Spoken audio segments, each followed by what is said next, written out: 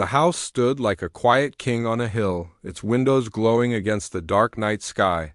From the road it looked like a picture from a magazine, perfect and untouchable. But inside, long after the day staff had gone home, the real life of the place began to breathe. It was in these silent hours that he moved, a figure of shadows and soft squeaks. His name was Arthur, and he was the night janitor. For 10 years he had been the keeper of the mansion's secrets, a ghost who polished its silver, mopped its endless marble floors, and saw everything while being seen by no one. His cart was his companion, filled with the familiar smells of lemon polish and disinfectant. As he pushed it down the long, echoing hallway, his footsteps were the only sound. The art on the walls was worth more than he would ever make in his lifetime, and the furniture gleamed under the soft lights. But Arthur had learned long ago that the most expensive things were often the coldest. This house was no different. It was a beautiful, empty shell, and at its center was the man who owned it all, a man named Richard Sterling.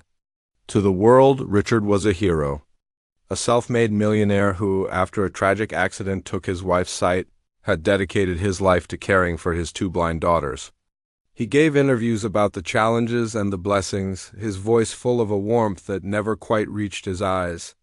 People saw a devoted father. Arthur saw a collector. Richard's most prized possessions were not the cars or the stocks. They were his daughters, 2 young women who lived in a world of carefully crafted silence.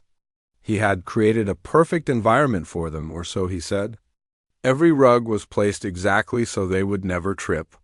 Every voice-activated system was programmed to respond to their needs. They had the best tutors for music and academics, all of whom arrived and left on a strict schedule.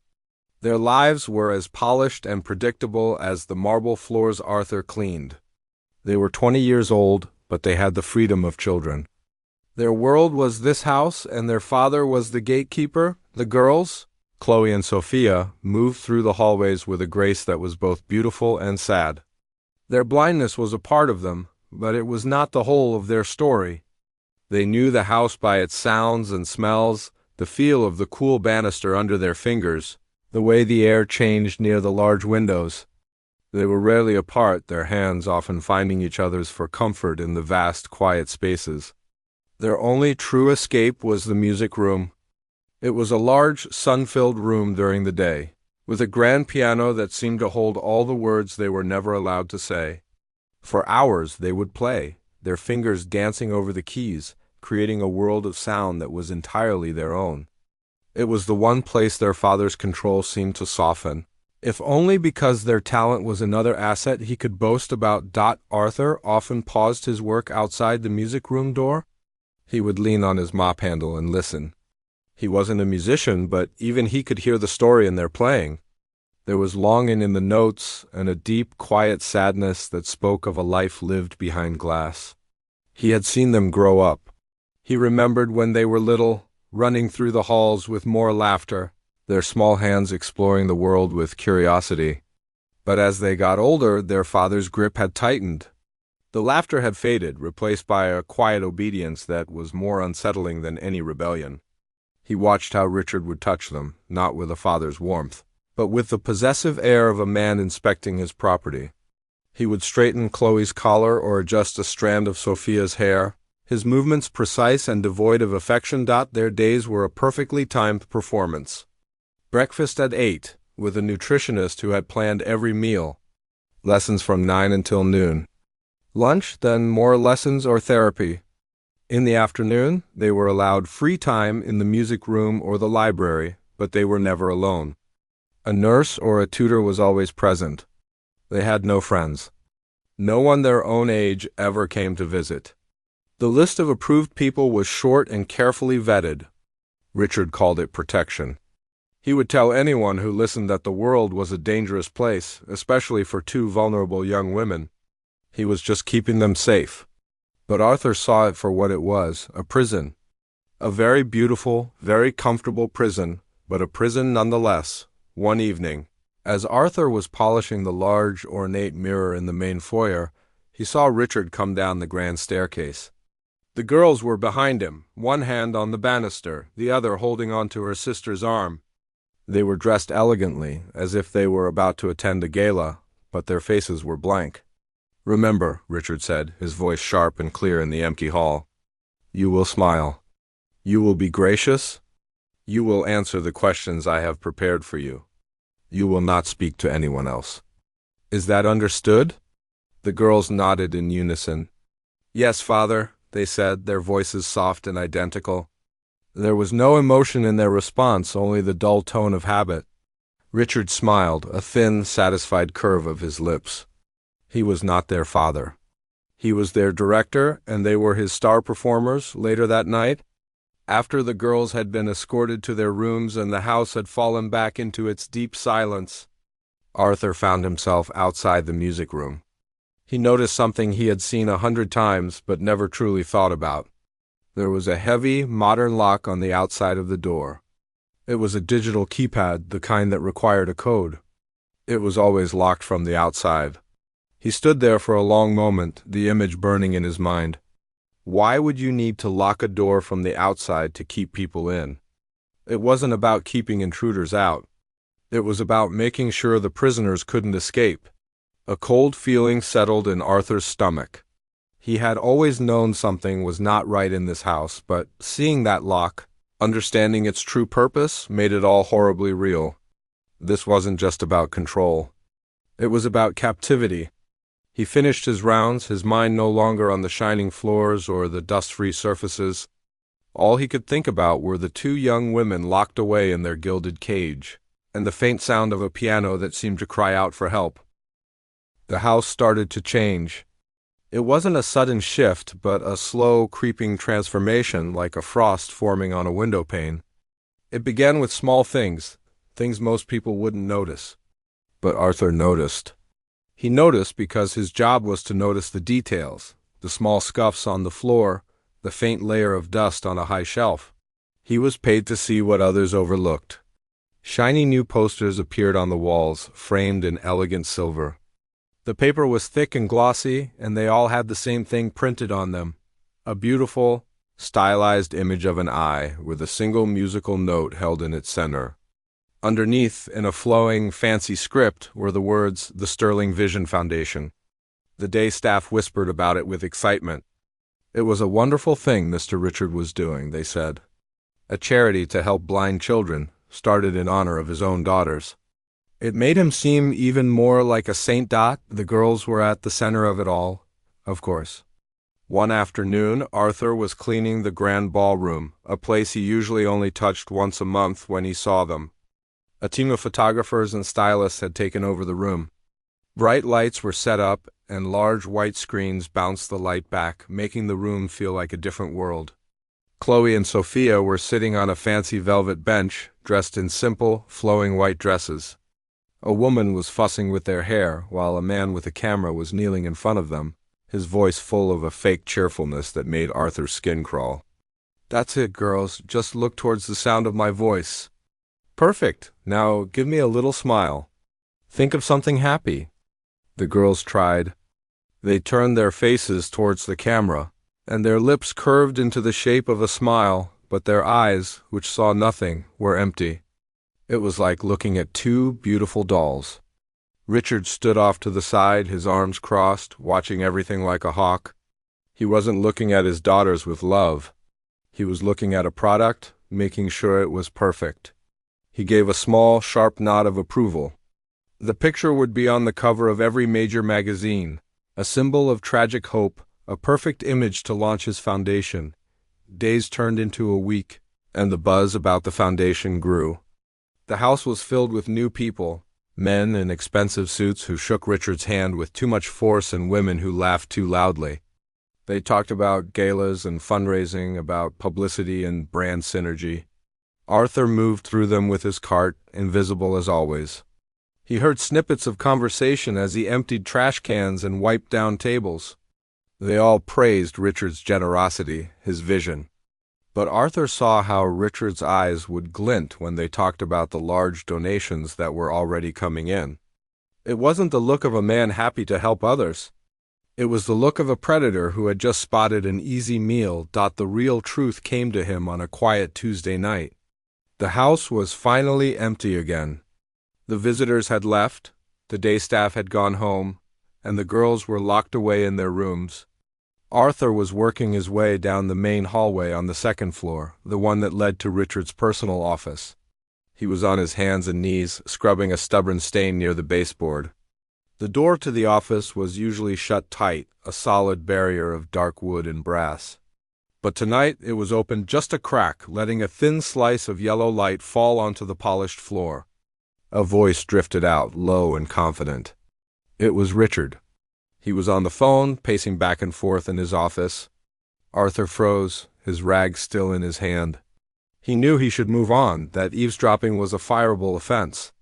But something in the tone of Richard's voice made him stay put. Hidden in the shadows of the long hallway. The donations are already pouring in. Faster than we projected, Richard was saying. His voice filled with a slick satisfaction. It's a beautiful system.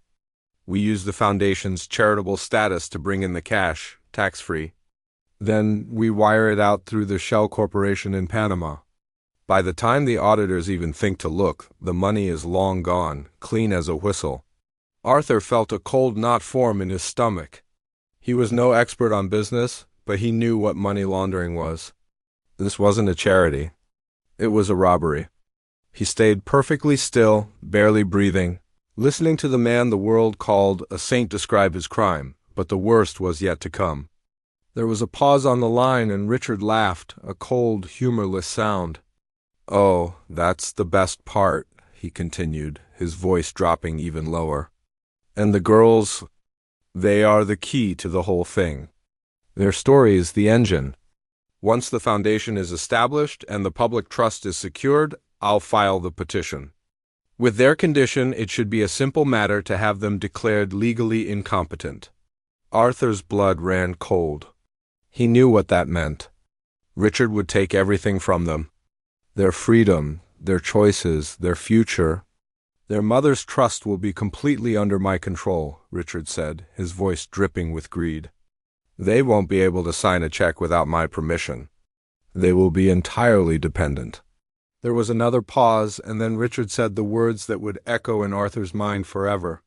"They are perfect," he said, and Arthur could almost hear the smile in his voice. "The perfect, sympathetic assets? They'll open doors and wallets for years to come. Assets. Not daughters? Not people, things." The word hung in the air, ugly and sharp. Arthur felt sick. He slowly pushed himself up from the floor, his old knees creaking. The rag slipped from his hand and fell to the floor with a soft, wet sound. He didn't care? All the pieces clicked into place with a horrible final certainty. The lock on the music room door. The strict schedules. The isolation. It wasn't about protection. It was about ownership. Richard wasn't just stealing money. He was stealing his daughters' lives. He was grooming them, turning their tragedy into his personal ATM. He looked down the long, dark hallway towards the wing of the house where the girls' rooms were. He thought of their sad music, their blank smiles, their quiet obedience. They weren't assets. They were prisoners, and he was the only one who had just heard the warden's true plan. He finished his rounds that night in a daze, his body moving on autopilot while his mind raced. The house, which had always felt cold and empty, now felt like a tomb, a place where something beautiful was being slowly killed. Every polished surface, every perfect room felt like a lie. As he pushed his cart towards the service elevator to go home, he passed the music room. The door was shut, but he could hear the faint sound of a piano coming from inside. It was a single, simple melody, played over and over. It wasn't just sad. It was a cry. It was the sound of loneliness, so deep it felt like a physical weight. Arthur stopped and stood there in the dark hallway, listening. He was just a janitor, a man with a cart and a bucket. What could he possibly do against a man like Richard Sterling? He had no power, no money, no influence. But he had knowledge. He had heard the truth, and as he stood there, listening to the lonely music of two trapped girls, he knew one thing for certain. He could not just walk away and pretend he didn't know. He couldn't clean this mess with a mop and a bucket, but he had to find a way to try. The world felt different after that night. For Arthur, the quiet streets on his walk home, the small, tidy apartment he returned to, even the taste of his morning coffee, all seemed to have a new, sharp edge. The secret he carried was a heavy stone in his gut, and it colored everything. He was just a janitor, a man who fixed leaky faucets and waxed floors. What could he possibly do against a man like Richard Sterling, a man who built empires and broke people without a second thought? The thought of going to the police was a fleeting one. Who would believe him? He was a ghost, a servant. Richard was a king. The king's word would always be worth more than the ghost's. He would be fired, disgraced, and nothing would change for the girls. They would be even more trapped. For 2 days he went about his work in a fog, his hands moving automatically while his mind churned with a storm of fear and helplessness. On the third night, as he was dusting in the vast library, a book caught his eye. It was an old, worn copy of a novel, but on the shelf next to it was a small, textbook-sized volume about teaching children with disabilities. He pulled it out, and his fingers brushed against the raised bumps on the cover. Braille, an idea, small and fragile, began to form in his mind. He couldn't speak to the girls. He couldn't call them. But maybe he could leave them a message their father would never see or understand. It was a crazy idea, dangerous and likely to fail. But it was the only idea he had. He spent his day off at the city library. He felt out of place among the students and researchers, but he was a man on a mission. He found a section on Braille, and, with the help of a patient librarian, he learned the basics of the alphabet. It was clumsy, slow work. His fingers, used to the rough grip of a mop handle, felt awkward trying to trace the delicate patterns of dots. Back in his small apartment, with a piece of cardboard and a pen, he worked for hours, pricking out each letter with painstaking care. He didn't write a long message. He kept it simple, direct. Asterisk, I know what he is doing. I can help. Trust me. Asterisk, the words felt huge, full of a weight he wasn't sure he could carry that night. His heart hammered against his ribs with every step he took down the hallway towards the music room. The house was asleep, silent, and still. He listened for any sound, any sign that Richard was still awake. Nothing, with a trembling hand. He slid the small punctured card under the heavy door. He didn't wait to see if it was found. He just turned and walked away, his cart suddenly feeling 10 times heavier. He had crossed a line. There was no going back now. For a week, nothing happened. Arthur was a bundle of nerves. Every time he saw Richard, he flinched, convinced the man could see the guilt written all over his face. He would polish the floor outside the music room, straining his ears for any whisper, any clue. He started to think he had been a fool. Maybe the girls never found it. Maybe their father did. The silence was torture. He was losing hope. Then one Thursday night he saw it. Tucked neatly on the edge of the piano, where he was sure to see it, was another small piece of cardboard. His hands shook as he picked it up. He took it to a dim corner of the hallway and ran his fingers over the familiar dots. Asterisk, we are scared, but we are listening. Asterisk, a wave of relief so powerful washed over him that he had to lean against the wall to steady himself. They had trusted him. They were in. An unlikely alliance was forged in the dark, silent halls of that mansion. A bond between a janitor and 2 captive girls. Their secret communication became a lifeline. He would leave notes, and they would leave replies. They told him things. They told him about the foundation, how their father made them practice smiling and speaking about their inspiration. They told him about the late-night phone calls, the angry voices. They were his eyes and ears in a way he never could have imagined. One day, a note from Sophia gave him an idea. She wrote that she had a good memory for sounds, that she could remember phone numbers and codes she heard only once. Arthur knew he needed proof, not just his word against Richard's. He needed to catch the monster in his own trap. The plan was risky, built on a series of what-ifs. The girls began to play their part. They started forgetting their phones in the living room after their lessons. Richard, arrogant and dismissive, never thought they could operate such complex devices. He would pick them up and toss them onto a table in his office without a second thought. But the girls had learned to use the voice commands. They would activate the recording apps before leaving them behind. Arthur, on his cleaning rounds, would have a small window of time to retrieve the phones, copy the audio files onto a tiny USB stick he kept on his keychain, and return them before they were missed. It was a terrifying dance. Every creak of the floor, every distant sound sent a jolt of adrenaline through him. The recordings were gold. They captured Richard's cold, calculating voice as he talked with his partners, discussing the flow of money through the fake charity. But it wasn't enough. They needed the paper trail. The girls told him about a large, antique safe hidden behind a painting in the library. It was where Richard kept his most important documents. Getting to it was the final, most dangerous piece of the puzzle. One night, Chloe left him a note. "I can guide you. I know the way. The floorboard near the third shelf creaks. Avoid it." It was the most nerve-wracking night of Arthur's life.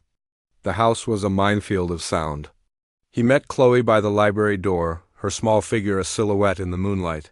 She took his hand, and her grip was surprisingly strong. "Follow me," she whispered. In the darkness, she was the leader and he was the follower. She moved with a confidence that was breathtaking, her memory of the room perfect. She guided him around tables, between shelves, her bare feet silent on the carpet. She stopped him just before the creaky floorboard, her hand holding up in warning. They reached the painting, and she showed him exactly how to slide it aside. There it was, the cold, steel face of the safe. He didn't know the combination. But Sophia did. She had listened, her young mind a perfect recording device, as Richard spoke it aloud to his lair one afternoon.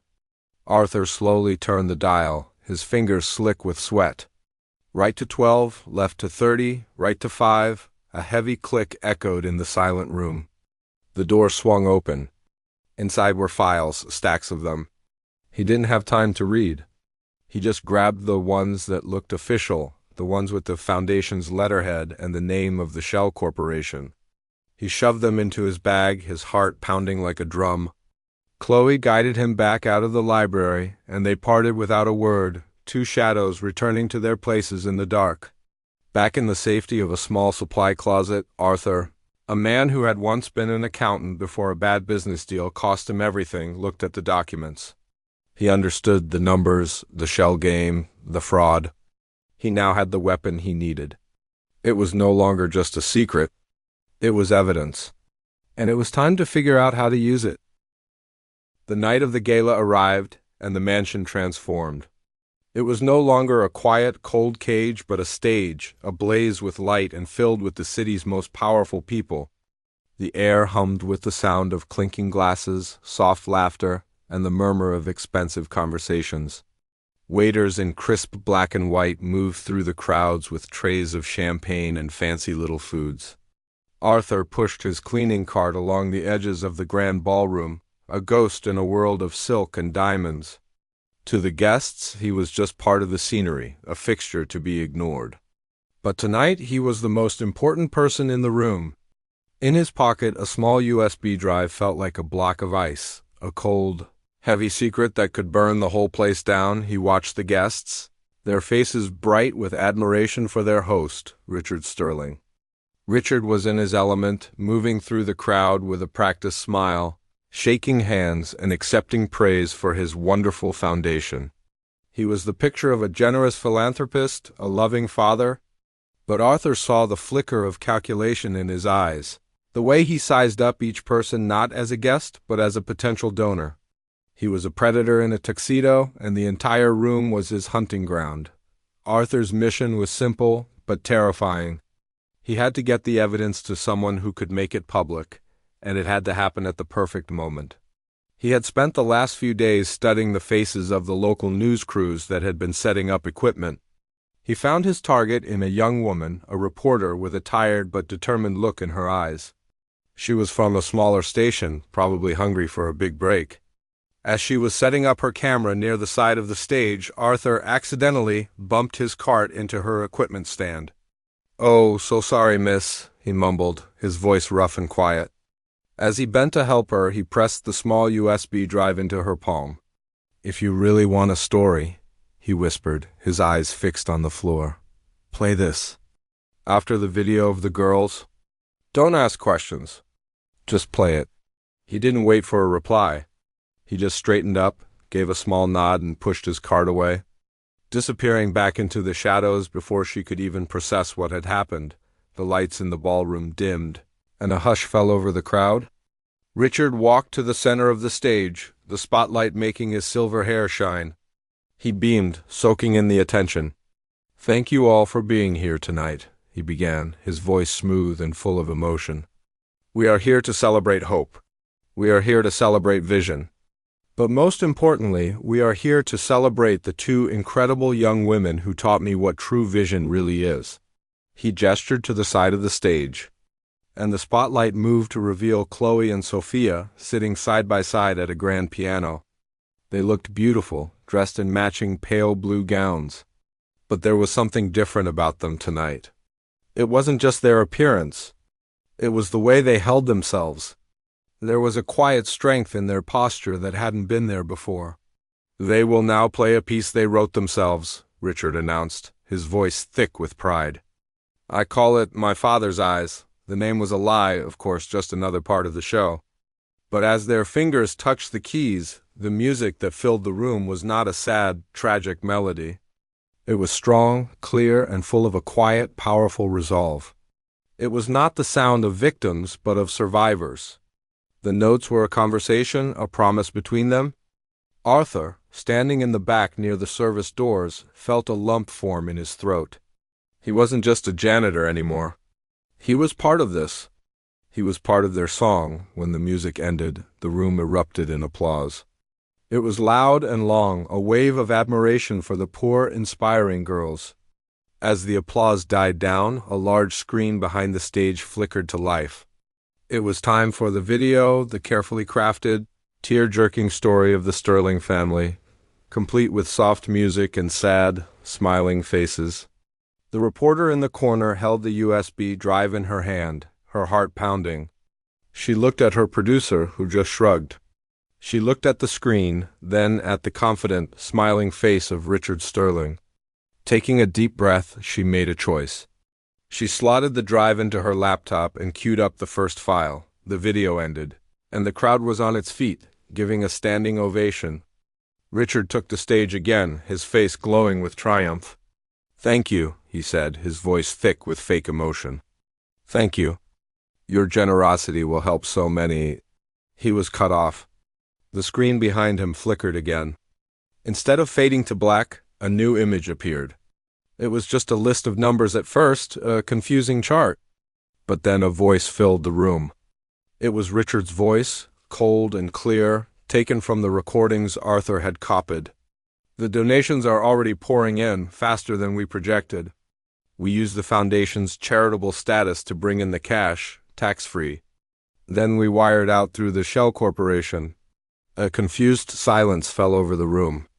People looked at each other, then back at the screen. Richard's face went pale. "What is this?" he stammered.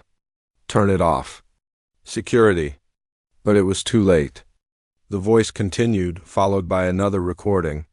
"They are perfect. The perfect sympathetic assets. They'll open doors and wallets for years to come." A collective gasp rippled through the ballroom. The word assets hung in the air, ugly and unforgivable. On the screen, the documents Arthur had taken from the safe appeared.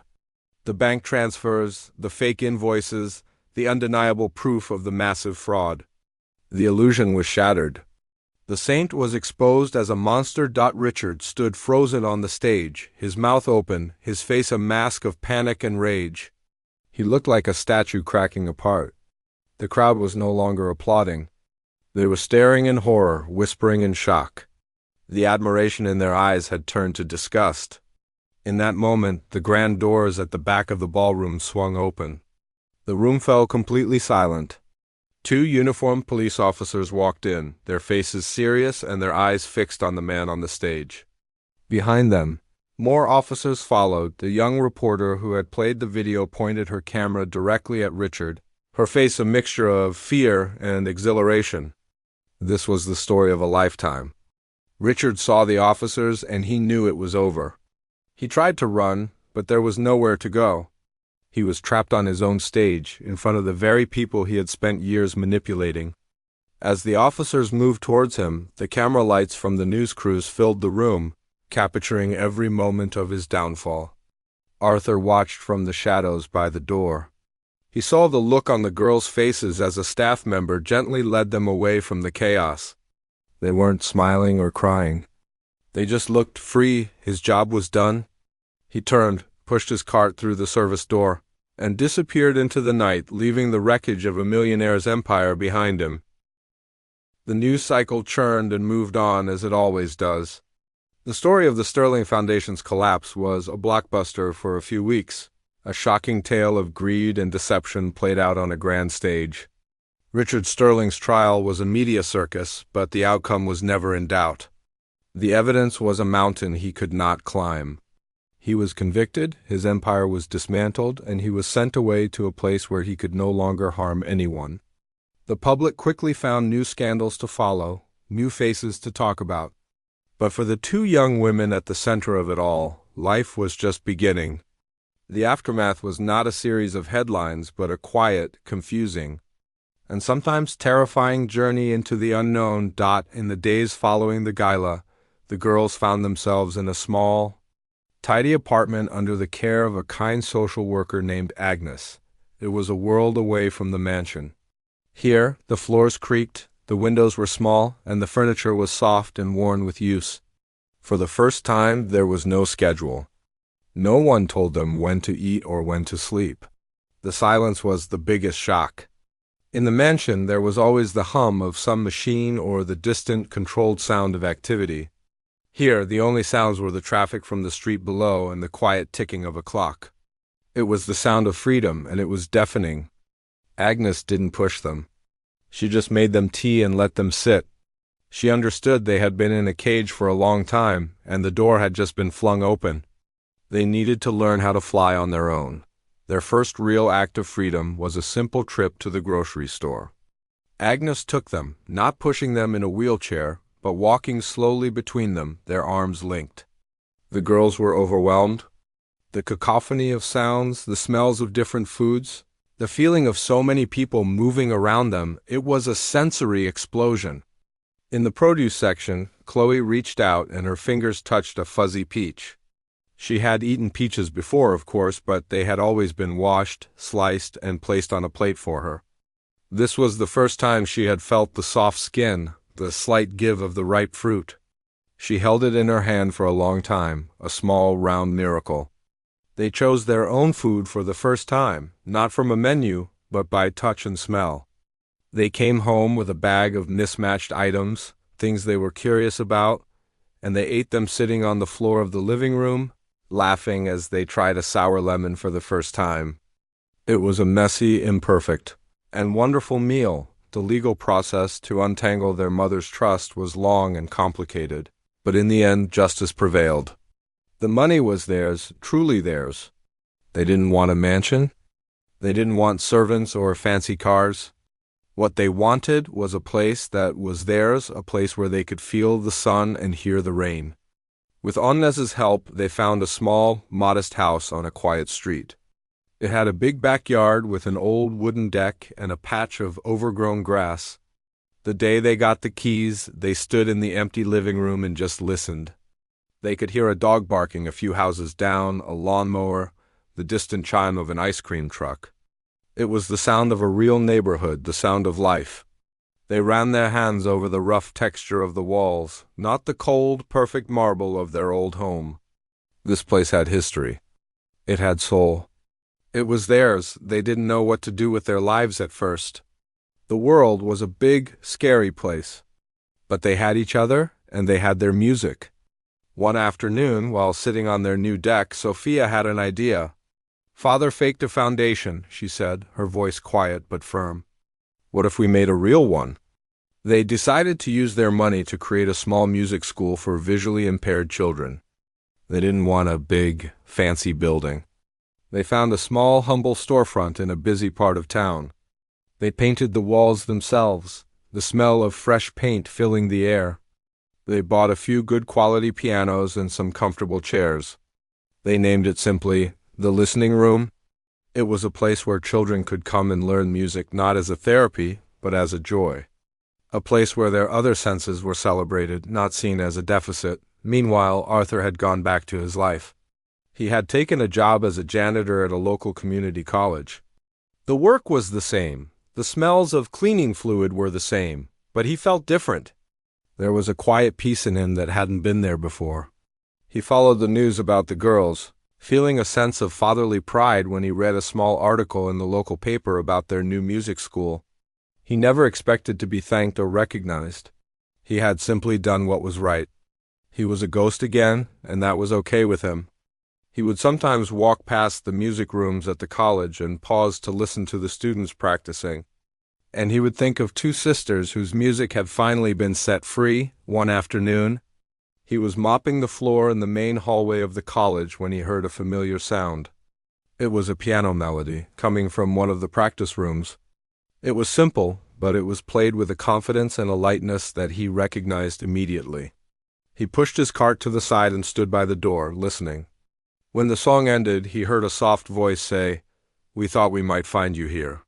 He turned, and there they were, Chloe and Sophia, standing in the doorway of the practice room, smiling.